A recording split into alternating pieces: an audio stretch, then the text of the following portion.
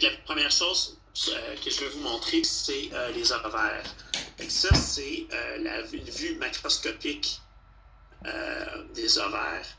Fait que tu as deux grandes zones que tu vas être capable de voir. Fait que la zone corticale, c'est là que tu vas retrouver tous les petits follicules primordiaux qui vont éventuellement devenir des ovules.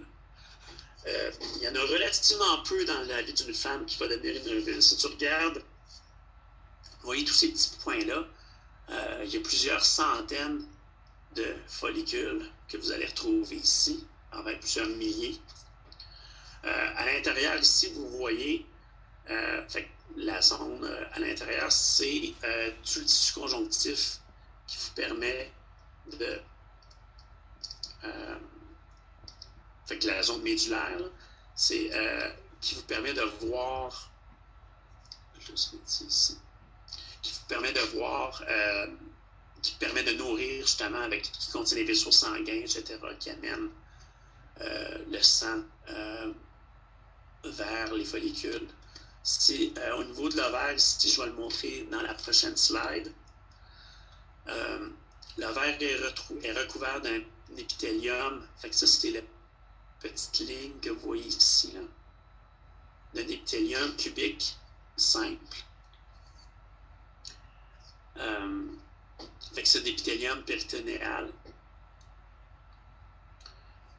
Fait que tu retrouves un tissu conjonctif rempli de fibroblastes, puis de collagène, puis les follicules ovariens que vous allez trouver ici. Fait que les follicules ovariens sont assez facilement identifiables là, à l'œil nu. Là, vous les voyez, on en voit plein ici. Là. Puis là, on voyait le tissu conjonctif là, qui se retrouve autour. Fait que les follicules ovariens se retrouvent ici. Tu as différents types de follicules ovariens. Dans ces follicules ovariens, tu vas retrouver des ovocytes. Fait que les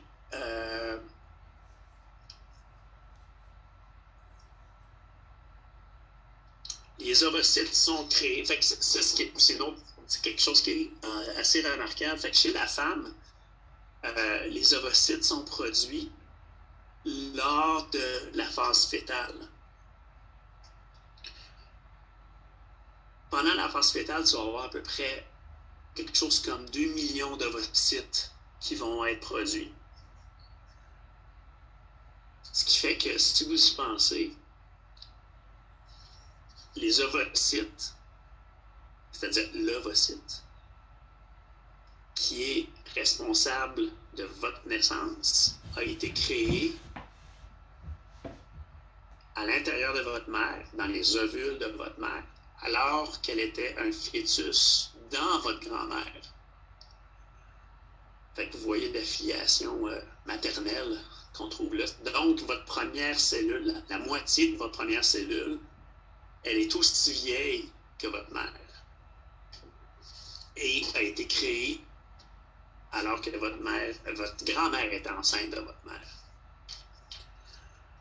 Ça, ces ovocytes-là de premier ordre vont arrêter leur développement justement à ce premier stade d'ovocytes primaires. Avant la méiose, la complétion de la première méiose. C'est seulement la puberté que là, sous l'effet de l'estrogène, tu vas avoir la production, la continuation de la première méiose, ensuite la deuxième méiose pour produire des ovocytes secondaires, qui va se terminer seulement lorsque tu vas avoir la fécondation. Fait que, vous voyez les ovocytes. Fait on ne parle pas d'ovule ici, on parle d'ovocyte. L'ovule, c'est la cellule qui a maturé puis qui est prête à être fécondée comme telle. Et comme je disais tantôt, tu as à peu près 2 millions d'ovocytes qui vont être produits dans le fœtus féminin, finalement.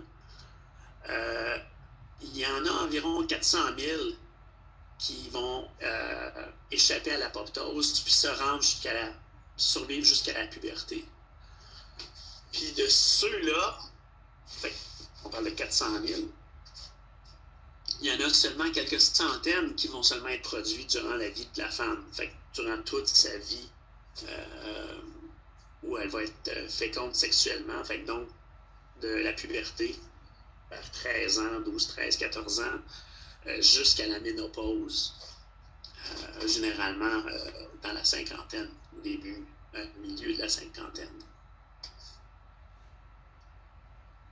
Fait qu'il y a suffisamment d'ovules pour être capable de faire des bébés puis la fécondation à ce moment-là. Fait que je reviens, je vais terminer avec le cycle, puis je vais parler de la l'histologie de ça un peu plus tard. Fait que dans les prochaines, au prochain cours, je vais parler de l'histologie plus en détail, justement, des différents types de follicules. Mais je veux juste finir avec la physiologie reliée à ça aujourd'hui. Fait que, au cours du développement fœtal, la méiose 1, fait qu'il vient des cellules souches, si tu veux, des ovocytes, les ovogonies, qui est l'équivalent des spermatogonies. Commence la méiose 1 puis s'arrête à la prophase. Fait que c'est un arrêt pour produire seulement des ovocytes primaires. Fait que, après la puberté, les ovocytes primaires complètent la méiose 1 pour produire des ovocytes secondaires. Puis contrairement, ça veut dire si tu regardes chez la production des spermatozoïdes, pour chaque spermatogonie, tu vas avoir 4 spermatozoïdes qui vont être produits à cause des 2 cycles de méiose. Et la femme, tu vas voir, ça va être différent. Pour donner le maximum, pour le maximum d'énergie et conserver au maximum les organites à l'intérieur de l'éventuel ovule, qui va devoir s'assurer des premières étapes de division cellulaire lors de la fécondation. Il va y avoir, en fait, une division, mais qui ne sera pas égalitaire entre les différentes phases de la méiose. Tu vas avoir un ovocyte secondaire qui va accaparer à peu près toutes les ressources en termes d'organites, mais aussi de contenu cellulaire. Mais tu vas voir ce qu'on appelle l'apparition d'un globule polaire, qui est en fait le reste du matériel génétique, mais qui ne produiront pas, qui vont continuer la méiose, mais qui ne produiront pas d'ovules. Ils vont disparaître par apoptose éventuellement, puis être dégradés. L'ovocyte secondaire, lui, va se développer durant le cycle ovulatoire. Puis la méiose, la deuxième méiose, va s'arrêter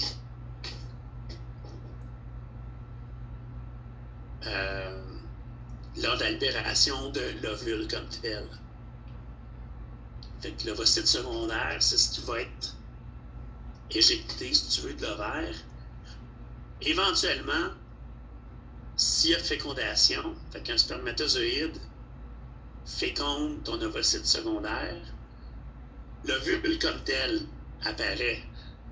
Tu vas avoir la fin de la méiose, la deuxième méiose, l'apparition d'un troisième globule polaire secondaire qui va se dégrader. Puis finalement, la fusion du matériel génétique pour reproduire une cellule diploïde 2N, le zygote.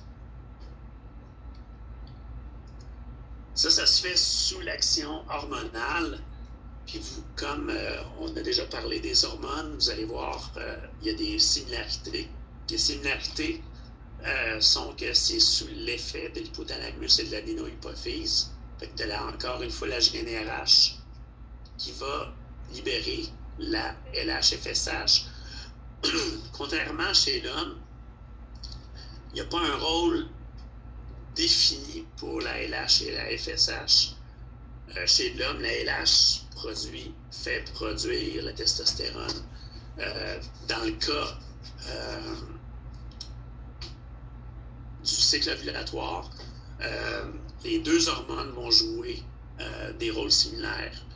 Fait que la LH-FSH vont stimuler le développement des follicules, d'un follicule primaire vers un follicule secondaire, puis vous allez avoir la prolifération des cellules du follicule qui entourent l'ovocyte jusqu'à la formation d'un ovocyte secondaire qui va être prêt pour l'ovulation. Les cellules folliculaires autour, elles vont produire d'autres hormones comme la progestérone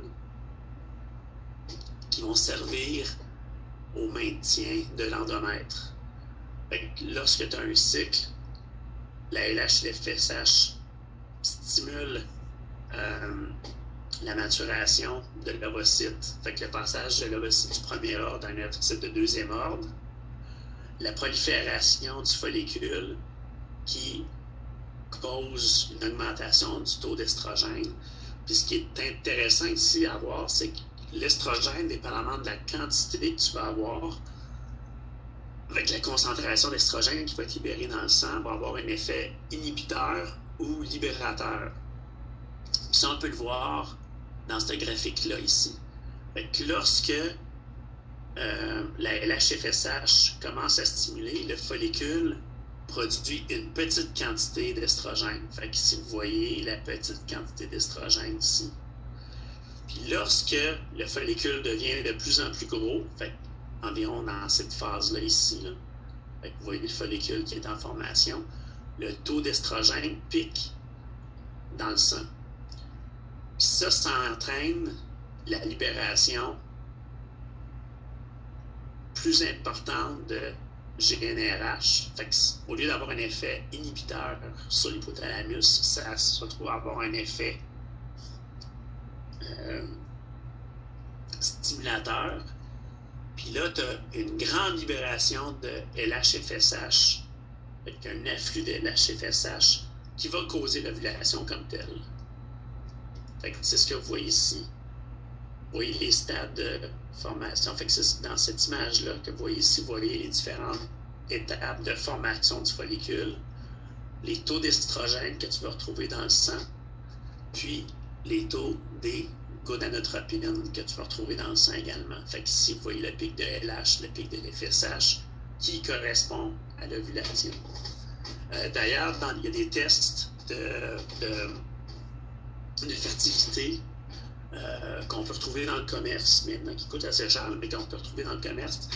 La LH et l'FSH, tu vas les retrouver dans l'urine. Tu peux les mesurer aussi dans l'urine éventuellement. Ce que vous allez voir ici, les taux les plus précis, évidemment, tu vas les mesurer dans le sang.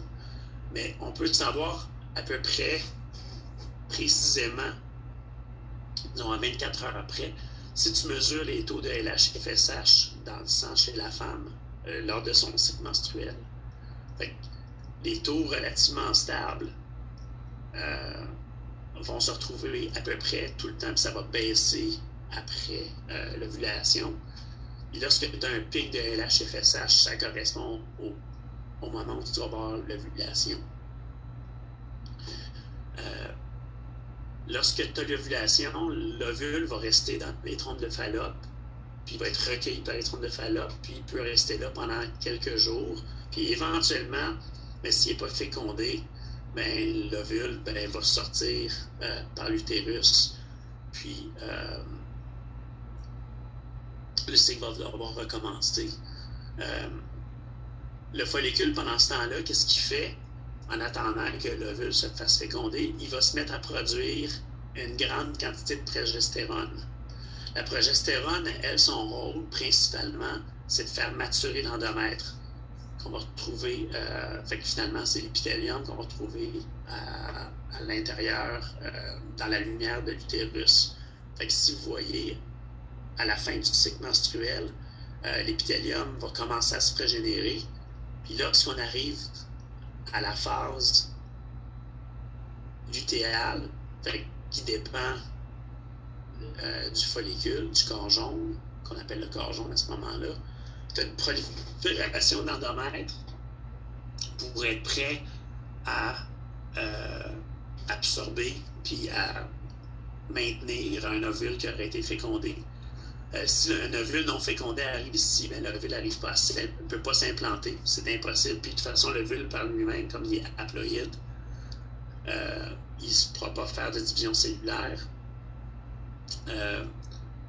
S'il n'y a pas de feedback, puis s'il n'y a pas d'implantation, mais il n'y a pas de feedback positif qui maintient le corps jaune, tu as une chute du taux d'estrogène et de progestérone, puis tu as une dégradation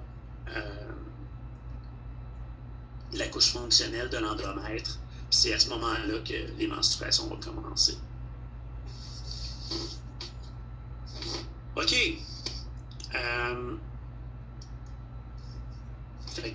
Il est déjà 7h30. Comme je vous disais tantôt, je voulais pas